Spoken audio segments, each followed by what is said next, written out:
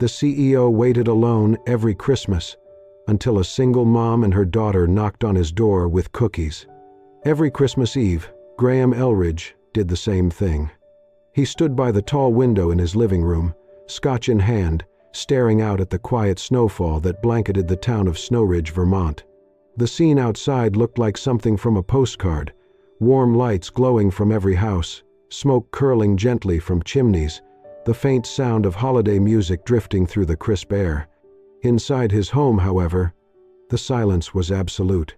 Graham's house was large, modern, and immaculately clean, every surface gleaming, every piece of furniture in perfect order. The tree in the corner was decorated with silver and white ornaments, elegant but cold. No presents sat beneath it. The fireplace was dark. The only sound came from the ticking of a clock and the occasional creak of old wood reacting to the cold. He stood still, his reflection cast faintly in the glass before him. The snow outside fell in thick, soft flakes, swirling in the glow of the street lamp at the end of the driveway. Somewhere down the road, someone laughed. A dog barked. Wind chimes jingled on a neighbor's porch. He had everything, on paper. At 35, Graham was the founder and CEO of one of the most successful health tech companies on the East Coast. His name was known in boardrooms and business magazines. In town, however, he was simply known as the man who lived alone in the big house on Pine Hollow Road. He did not attend the annual Christmas festival. He never joined the carolers. He did not wave from his porch. In Snow Ridge, where people still borrowed sugar and brought pies to new neighbors, Graham Elridge was a ghost in a tailored coat. And yet, every year, on Christmas Eve, he found himself here, by the window, waiting. For what, exactly, he could never explain. "I do not know who I am waiting for," he thought. "A stranger? A shadow? Or maybe just a sound that breaks the silence? Maybe even a miracle in the snow." He took a small sip of the scotch and set the glass back on the table without tasting it. Every detail of the evening seemed painfully familiar. The untouched dinner on the stove, the folded blanket on the arm of the couch, the single strand of lights on the tree that never blinked. All of it repeated like a ritual, year after year. All of it heavy with memory. Snow piled higher on the windowsill as the night deepened. Graham glanced at the clock. Almost 9 p.m. Another Christmas Eve nearly come and gone, just like the last, and the one before that. Still, he stayed by the window. Still, he watched. The ache in his chest was quiet but constant, not sharp, just ever-present, like a song you could not quite hear but could never stop feeling. And then, it came. A sound. Faint, but unmistakable. 3 short knocks on the front door. Graham turned sharply, unsure he had heard right. He stood frozen for a second. No one ever knocked on his door, certainly not on Christmas Eve. Another pause. Then the knock came again, this time a little louder, followed by the crunch of snow beneath small feet. He moved toward the door slowly, each step across the hardwood floor feeling heavier than the last. At the entryway, he hesitated before placing his hand on the brass handle. When he opened the door, the winter air rushed in, cold and fresh and startling. And there, on his front step, stood a young woman with pale blonde hair pulled neatly beneath a worn knitted scarf, snow clinging to the hem of her coat. Beside her, a little girl in a bright pink dress and white mittens held up a small box wrapped in red paper, her cheeks flushed from the cold. They both looked up at him, blinking against the falling snow. The girl smiled shyly. The woman opened her mouth to speak. Graham said nothing. He simply stared. They stood together on the porch, 3 strangers in the soft hush of Christmas night, snow swirling gently around them, just as the church bells in the distance began to ring. The woman smiled softly, her breath visible in the cold air. "Hi," she said. "I hope we're not interrupting anything." Graham stood in the doorway, uncertain. The little girl beside her tilted her head and held up a small box in her mittened hands. "We brought cookies," she said brightly. "We're giving them to our new neighbors." The woman gave a quiet laugh. She insisted we deliver them tonight, said Christmas cookies taste better when they're shared. Graham looked from the girl to the woman. Something about them felt completely out of place, and yet oddly right. "I see," he said finally. "We just moved in," she continued. "Down the street, blue house with the red door." She extended a gloved hand. "I'm Lila Hartwell, and this is my daughter, Poppy." The girl gave a small wave. "Hi." Graham realized he'd been standing silent too long. He cleared his throat and stepped aside. "Would you like to come in?" he asked. The words felt foreign on his tongue. Lila raised her brows slightly. "Are you sure?" He gave a small nod. "Yes, it's cold." Lila smiled, warmer this time. "Thank you." She guided Poppy inside, brushing snow from their coats. As Graham closed the door, something shifted. The silence in the house, once heavy, felt almost breathable. Poppy looked around wide-eyed, taking in the tall ceilings, the bare tree, and the warm light. "Wow," she whispered. "It looks like a castle." "It's just a house," Graham said softly. "But it's really, really quiet," she added. Lila smiled, but her eyes wandered thoughtfully over the space. No music, no scent of food, no sign of daily life. They followed Graham into the kitchen. Lila placed the cookie box on the counter while Poppy wandered to inspect the cupboards. "I hope you like chocolate chip," Lila said, opening the box. "We tried gingerbread, but someone got creative with the spices." Poppy giggled. "I thought it needed cinnamon and ketchup."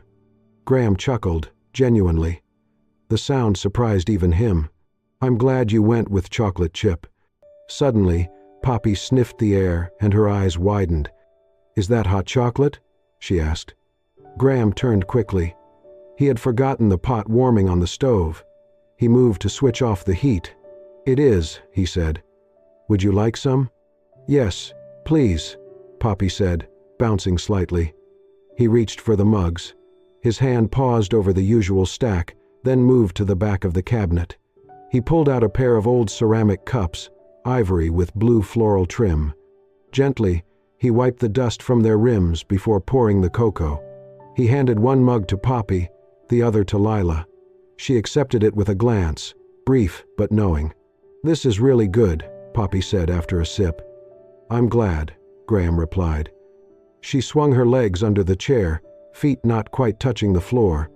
"We've been bringing cookies to every house we can," she said. "Mom says it's our family tradition, even if it's just us two.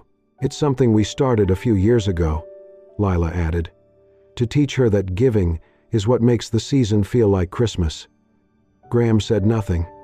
He just watched Poppy sip cocoa from a mug that hadn't been touched in 6 years.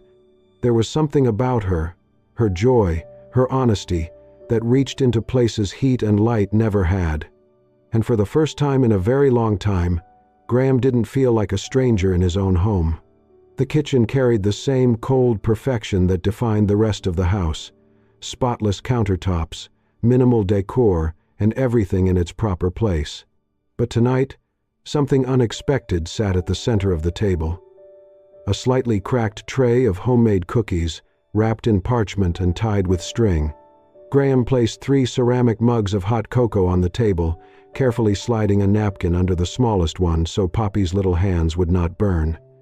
He moved with quiet precision, unfamiliar with the rhythm of hosting. They gathered around the table. Lila draped her scarf over the back of her chair. Poppy wiggled in her seat, legs swinging, her pink dress peeking out from under her coat. For a while, there was only the clink of spoons and the crunch of cookie crumbs. Outside, snow fell in a hush, blanketing the street in white. Poppy's eyes wandered to the small artificial Christmas tree in the corner, bare except for a pale star at the top. "Why is your tree sad, Mr. Graham?" she asked. Graham blinked. "Sad?" She nodded. "It looks like it has no one to play with." Lila chuckled softly. Graham, caught off guard, let out a dry, genuine smile. "Well," he said, "it's been living alone for a while. I guess it got used to it." That answer seemed to satisfy her, for the moment. As Lila and Graham chatted about the town and the cafe where she worked, Poppy quietly slipped from her chair. Neither of them noticed right away. She tiptoed to the tree, untied the pink bow from her blonde hair, and carefully fastened it to one of the top branches. Then she pulled out a handful of brightly wrapped candies from her coat pocket and hung them across the lower branches. Finally, she tugged gently at the hem of her dress, unthreaded a thin piece of white lace, and draped it like a garland around the middle of the tree. "There," she announced, stepping back. "Now it has friends." Graham turned, startled. The little tree, once forgotten, now sparkled softly, clothed not in polished ornaments, but in the offerings of a 5-year-old girl. Lila stood beside him, covering her mouth, eyes glassy. Graham walked over. He knelt beside Poppy and gently adjusted the bough. "I think," he said softly, "this might be the happiest the tree has ever been." Poppy beamed. Lila looked at Graham, not as a mystery, not as the man alone in the big house, but as someone who had quietly opened his world to something fragile and real. Later, as the clock neared 10, Lila bundled Poppy into her coat and gloves. Snow had started to gather on the walkway. Graham walked them to the door. "Thank you for having us," Lila said. "It meant more than you know." "Thank you for coming," Graham replied. Just as Lila reached for the door, Poppy darted back. She threw her arms around Graham's waist and squeezed. Then she leaned up on tiptoes and whispered, "I left my bow on the tree, so tomorrow it won't look lonely." Graham stood still, eyes fixed on her as she skipped back to her mother's side. He watched them walk into the snow, their figures slowly fading down the hill. Inside, the cocoa mugs remained on the table. The air still held the warmth of laughter, and across the room, on the once-forgotten tree, the soft pink bow fluttered gently in the heat from the vent. It was the first thing someone had left behind in his home in years, and the first thing that had not been taken back. The snow did not melt for weeks. The town of Snow Ridge remained blanketed in white, its streets lined with icicles and windows frosted in lace. But for Graham Elridge, something had changed since that night. The silence in his home still lingered, but it no longer felt hollow, just quiet, like a room waiting to be filled. And then, gently, his routine shifted. It began with morning walks down Main Street. Then came short visits to the local bakery where Lila worked part-time. The first time he stopped in, she looked surprised, pleasantly. He ordered coffee and a croissant, thanked her, and left.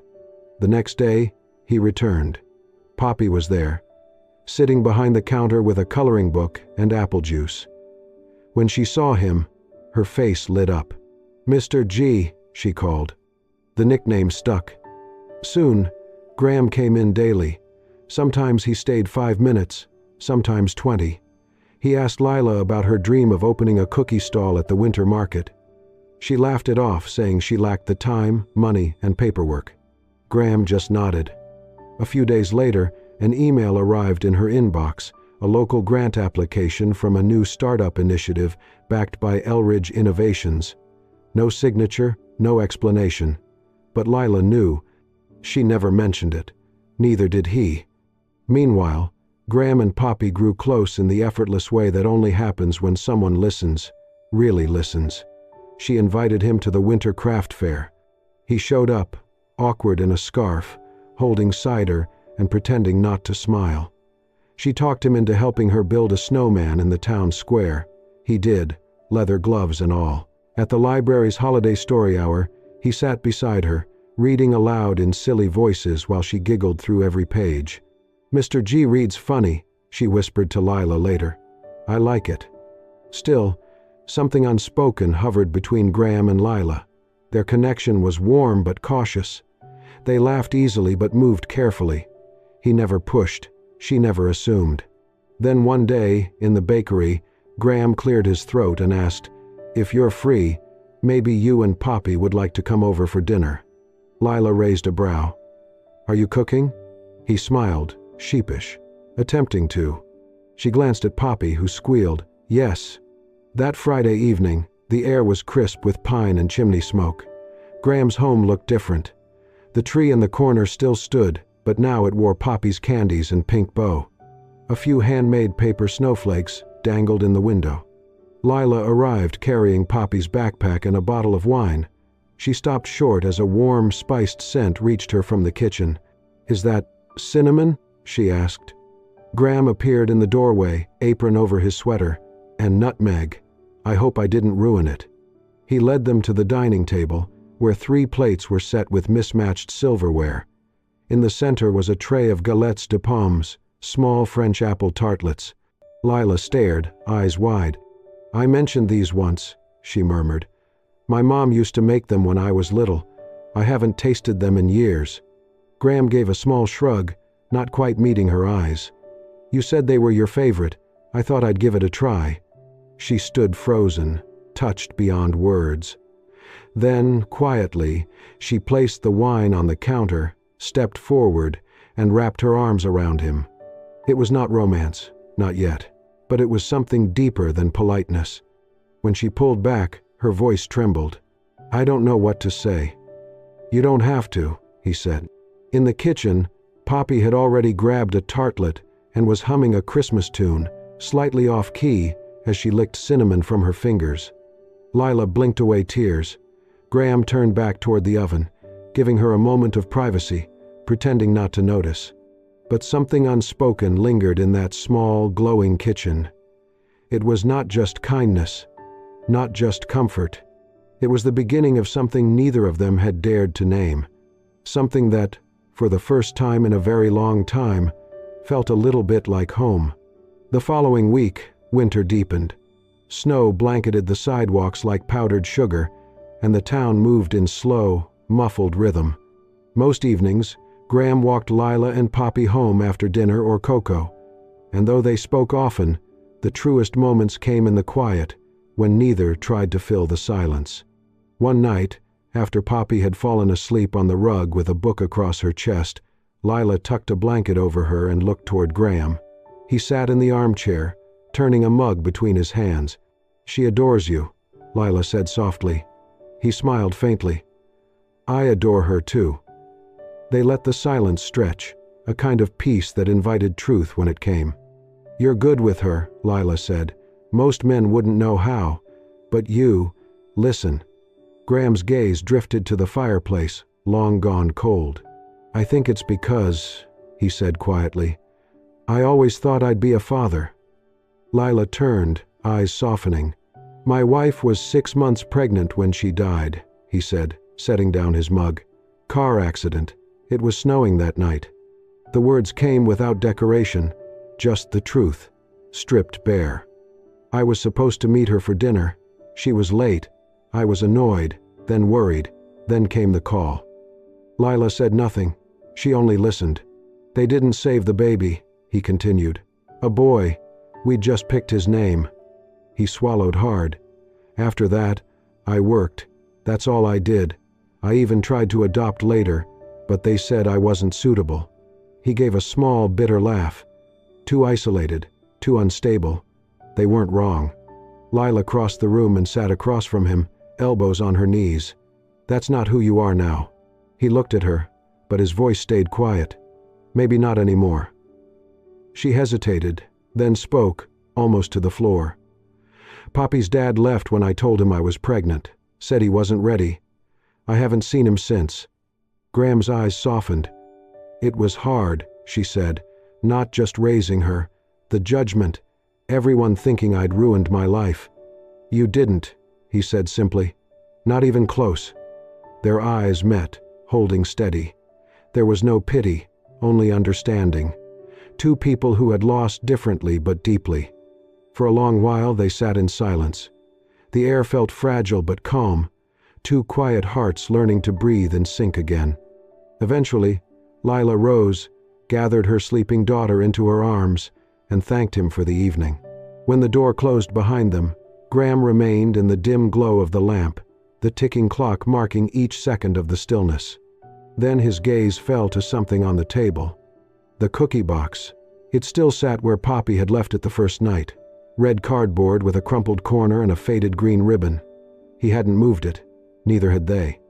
He reached for it slowly, fingers brushing the edge.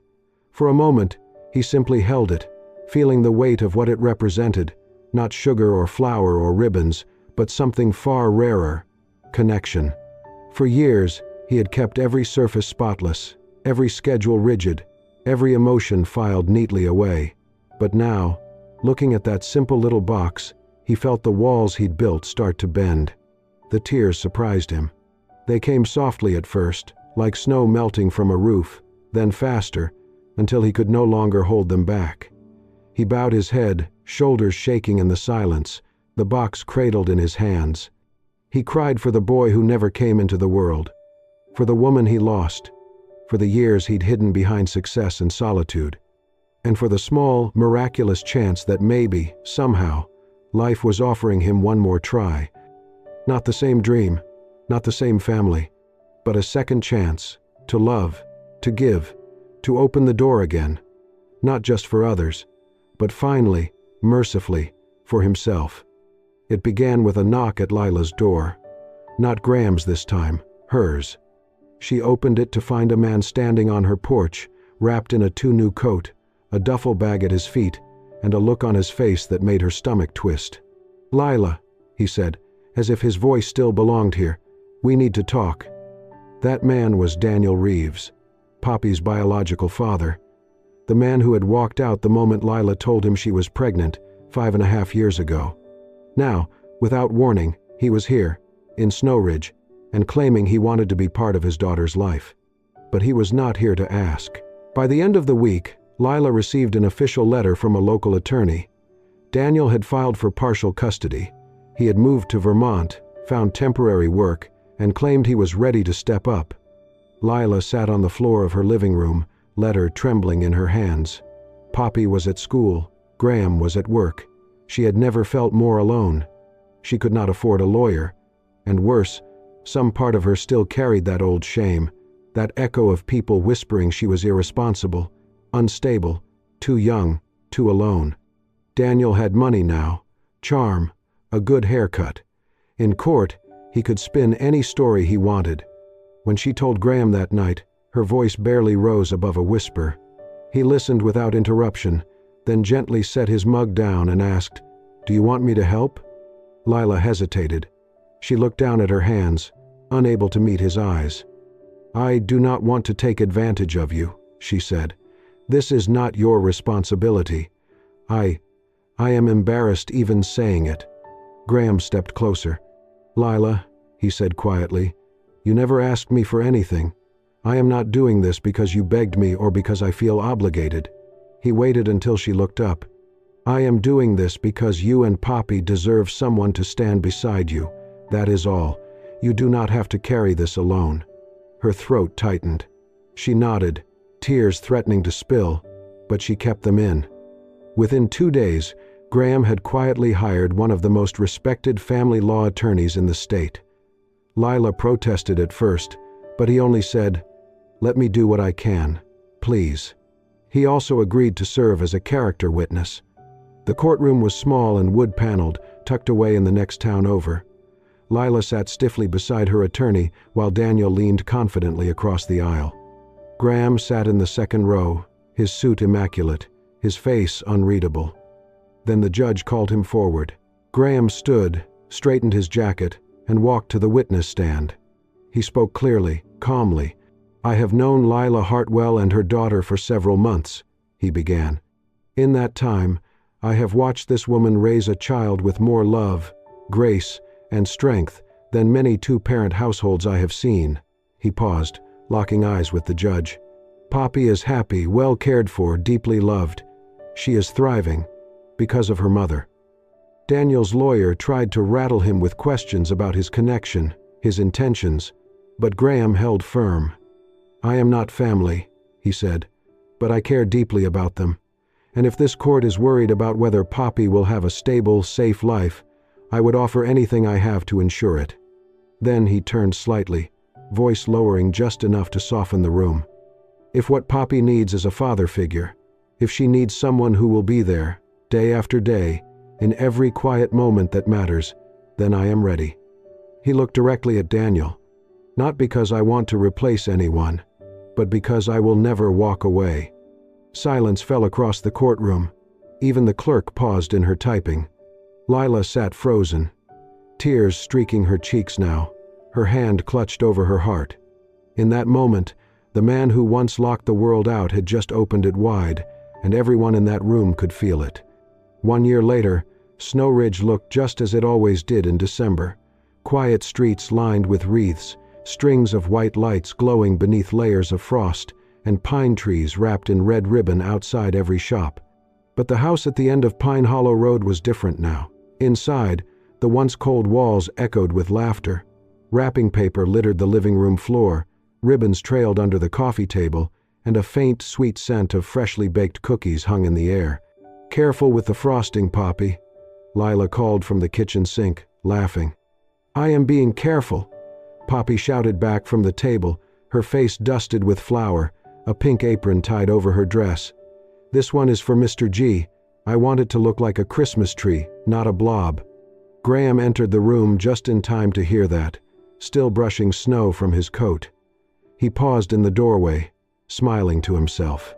"Hey," he said, hanging the coat on the rack. "What are we turning into a blob this time?" Poppy grinned and held up a green-smeared cookie that vaguely resembled a tree. Graham stepped closer and knelt beside her. "It's perfect," he said. Poppy beamed. "I made it with extra icing, because I know you always say you don't want any, but then you eat mine anyway." Graham pretended to gasp. "You have cracked my secret." Lila handed him a warm mug of cider, brushing flour from his shoulder. "Welcome home," she said. He looked at her then, really looked at her, her golden hair pulled up in a loose bun, sleeves rolled, cheeks flushed from the oven's heat. This was the version of her he loved most.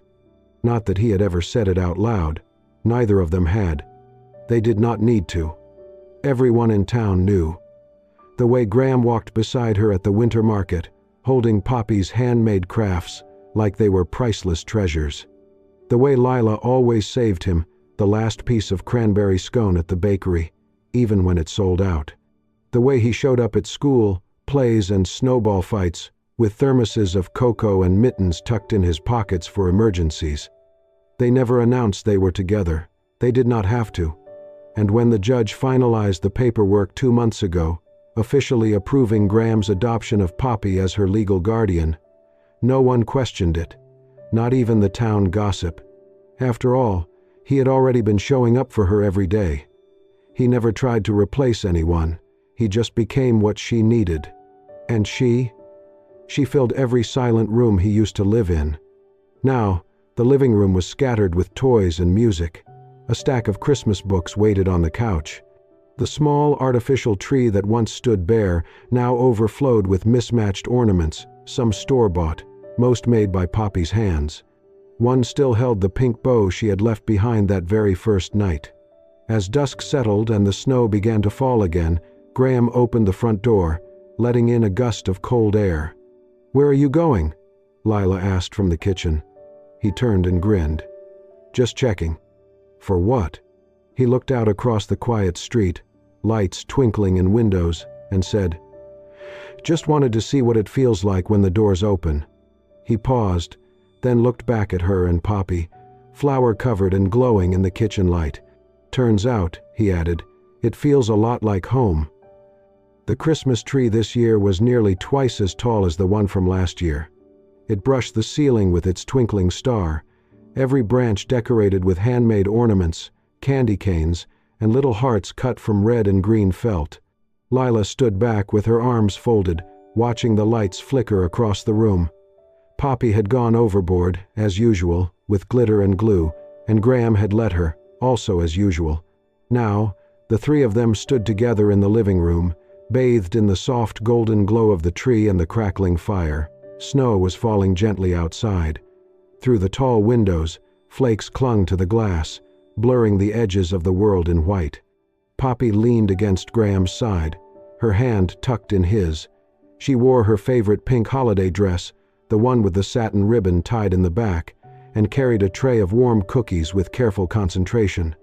Lila stepped closer, slipping her hand into Graham's free one. She looked up at him, her voice low and full of meaning. "You saved us," she whispered.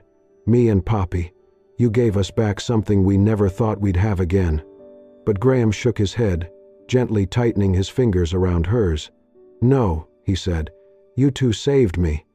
His gaze dropped to Poppy, who was now humming a carol under her breath, adding one last cookie to the tray.